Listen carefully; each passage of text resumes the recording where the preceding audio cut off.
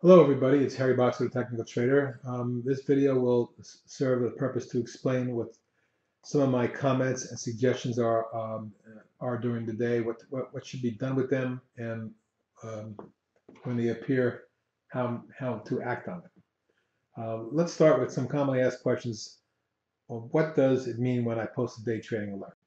Well, first of all, when I do post a day trading alert, it'll look a little bit like this. You'll see the tech trader day trading, day trade alert XYZ, and then maybe a comment, maybe not. But normally during the day, not pre-market, but during the day, I'll say breaking out of an early bull flag with volume, something of that nature. And so when you see that during the trading session, not in pre-market, it normally means that that stock should be bought immediately. But during the pre-market, when you see an alert that basically it looks the same, but it's pre-market before any action has occurred, it's usually because the stock's got some news, is gapping up in pre-market, is thrusting for some reason or another. Um, FDA approval of a new drug, whatever it be. And at that point, I want to alert you to the fact that these are stocks that may be bought at the opening, but also you may want to watch them for the first few minutes to see whether they're thrusting ahead, backing off, consolidating, etc., and then make a decision. Now, let me give you some examples. Hyperdynamics, which was given out on Friday, it opened with a little gap, it pulled back. It was very quiet here. When it thrusted early on and then formed its bull flag, that's when I issued the buy when it started coming out of the flag and volume started picking up. You'll see the stock went from about 570 up to about 615 very quickly, and then went into a bull coil for about a couple hours. At that point, it started a slow ascent, went from 593 up to about 638. So net on the day, if you held it all the way through, you were sitting in a place where you got in around 560, 570, and had a chance to get out about 635. Very nice day trade indeed. Some other examples. Now you'll see USAT the prior day. This is from the prior day here. When it popped here, and I was watching it carefully, very, very quiet, low volume, it popped and I gave you an intraday buy around when it broke out above here, around the 203, 204 area. It ran up to about 215, backed off, formed a little bit of a flag or coil, ran up, flagged again, and again stair stepped its way higher. Got up to 275 from my 204 buy. So an excellent day trade for anybody who bought it. And notice that after it ran up and pulled back, it did not violate any support levels all the way up until it broke here. But that was an intraday trade where I gave you a buy alert that should have been acted on um, during the intraday session. Some other examples: JDSU, which moved up early on with a thrust and formed this flag right in here. When it started to move out, we gave you a buy around 26.60.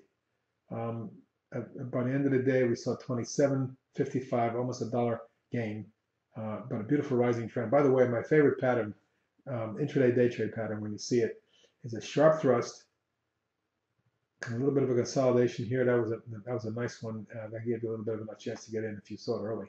Unfortunately, we didn't notice until here later on. But the sharp thrust followed by a rising angle of ascent all day in a more shallow angle. It's very difficult to maintain that sharp kind of a sharp thrust all day. It's almost impossible. But normally we do see the rise up and the consolidation and then a stair step higher all day. Some more examples of that on some stocks that I've recommended during the day. One was Cooper, which popped early, formed this kind of a flag, and then we recommended it actually on the first pullback. And by the way, normally when I see a gap in a run, I look for the first pullback to enter. Now, it didn't give you much early on, and if you were patient, you had to wait 4 or 5 hours for it, but it did finally move from the 67.75 area up to 70 plus, which, by the way, I had issued as my target of 70. And also, in terms of targets, during the day, I issue commentary all day, and I follow up the stocks that I recommend. And when we have our hourly updates, or I do a video for 15, 20 minutes, I'll explain to everybody when I'm seeing in those charts, whether they're developing bullishly, whether I'm concerned about them, whether this volume is there, the technical patterns are developing, and we'll go over them every hour or so. So you'll have ample time to and opportunity to follow. So make sure you're involved in the with my if you're involved with day trades, that you're looking at the charts that I'm posting intraday, 1-minute charts that continue to show the intraday patterns and how they're developing. That'll give you a much better idea of where you stand and where the stock stands intraday. Some more examples of stocks that we talked about over the last couple of days. And some worked and some didn't work as well. Here's one that perhaps would have been difficult, but I issued a very early buy alert on this. And then it ran up, it pulled back in a wedge, and then went sideways in a beautiful coil for the rest of the session. But you did have an ample opportunity to trade it from about 8.25 up to 9 for about a 75-cent pop in the first half hour, and formed the falling wedge. And if you were lucky enough to get it in, we pointed out that falling wedge, which gave you an opportunity to get back in around 8.25. It did get back up to about 8.65-70 at that point. So there was some ample opportunity to do a day trade on that as well. And those are just a few examples of stocks that that we recommended just this last Friday that acted pretty well. Now there's others that didn't. An example of LXU, which popped and then dropped sharply before stabilizing. Finally, when it did stabilize, it went from 34.75 over the next several hours, reaching up to 36.5. So about $1.75 trading was possible if you caught it right. The problem here is oftentimes when they gap up that big, they give you a pullback. Watch the first bounce. After they bounce, if they're not bouncing with authority, and then it may be something you want to watch for the rest of the session and maybe not trade. But normally what I say is if they bounce, back off, and then break support, that's an area where you'll be looking at something that may not be the optimal trade. So that's the explanation of some of the day trades. Now,